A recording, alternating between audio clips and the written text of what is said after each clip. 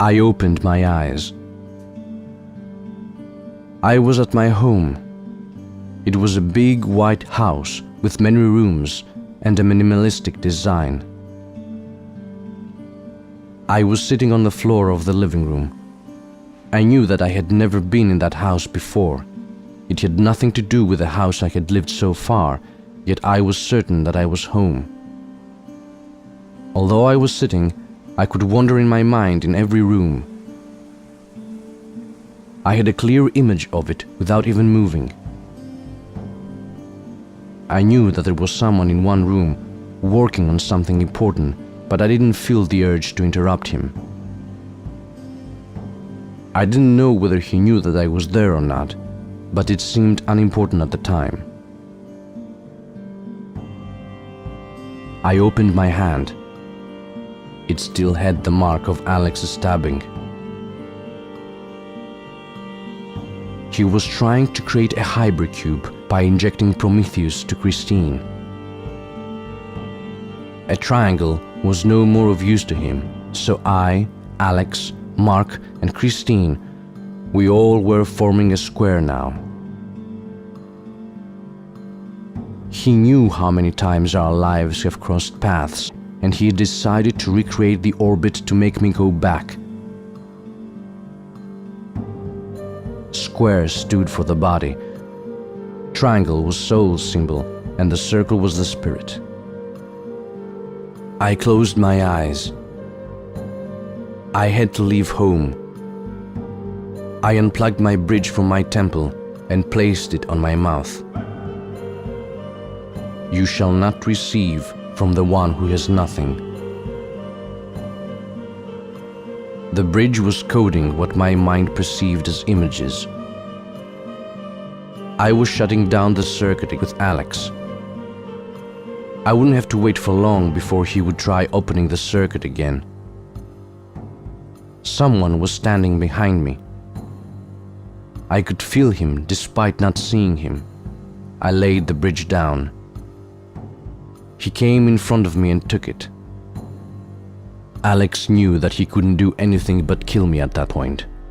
It was the only way to make me reopen the circuit. He was certain that Mark would be able to bring me back once more. He needed my brain though, so most likely he would put me on cardiac arrest. I could still feel my body even though I was totally detached from it. So I started counting. I knew him. He thought he knew me. 1, 2, 3. I was no longer breathing. I felt the impulse to open my eyes, but I kept them closed. This way or another, I wasn't actually seeing anything. I was coding information, and Alex was decoding them, trying to find his answers. I kept counting. My brain's oxygen supply was reaching its end. Alex knew it, and the time frame was very strict before I had permanent brain damage. Then I would become totally useless to him. Sometimes all we need is a leap of faith. I stood up. I had no home. I was my home. I have always been. I no longer needed my body. I no longer needed that home. It started crumbling and falling down into pieces. Alex wasn't going to bring me back if I wasn't willing to open the circuit. Mark wasn't going to intervene either. Alex had persuaded him that I was responsible for Christine. I could hear a river flowing in front of me. I threw the bridge into it. I knew there was no river, but my perception needed a river to exist, so it created it. My senses were shutting down the one after the other. All I was hearing was Acheron, Death's river. But it wasn't Acheron, the joyless river, Grief's river. It was Alex. I jumped into it. I couldn't swim in it. I started drowning. I kept my mouth closed. Should I drink any drop of its water, I would forget everything. I didn't want to forget. I wanted to remember. Alex wasn't bringing me back. A powerful whirlpool came, took me and threw me to a barn. I was with my face down to straws. I heard voices. Someone was coming.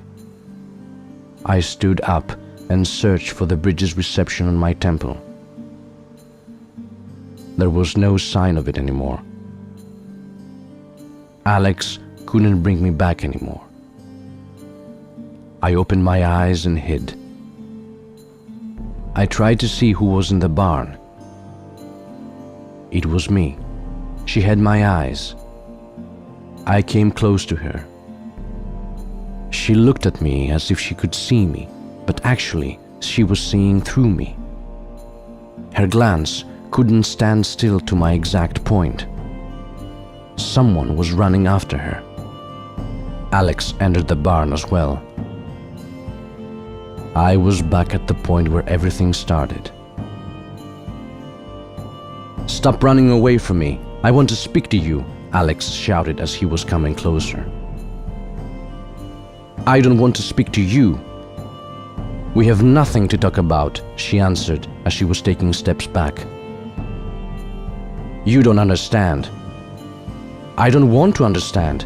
I want you to leave, now." "Look at your hand. You are wearing my ring. You made a promise. You belong to me for as long as we both live." She looked at her hand and took the ring and threw it away. I came closer. She was furious. I saw the flare in Alex's eyes. He was about to become aggressive, but she had no idea of that yet. I stood behind her back and tried to touch her. I couldn't. Alex was searching for the ring on the ground. "You think that you can just give up on me? I own you. You agree to that. You are mine. I belong to none but myself." Alex snapped and put his hands around her neck, strangling her. "If I can't have you, nobody will," Alex told her as she was about to give up. "Lily, are you in there?" Mark came in looking for her. Alex turned his head and looked at me. There was no way he could see me unless this was an illusion too. I walked into Lily's body. It hurt like jumping into a burning river, but I stood there looking into his eyes. He got scared and pulled his hands off my throat. I was gasping for air as Mark came closer. "Let her go!" Mark shouted to Alex. I had forgotten how handsome Mark was. I was watching him as he came closer. He didn't look exhausted, bitter, or old. He was in love, and that love was a spark in his eyes. He came and stood before me. "You will have to go through me before you lay your hand on her," he said to Alex, determined to fight him as Alex stood in front of him. Alex was holding a dagger in his hand. I looked at my hand. Actually, it was Lily's hand. I detached my hand from Lily's hand and put it through Mark's shoulder to Alex's temple. His bridge showed up, and Mark's figure vanished.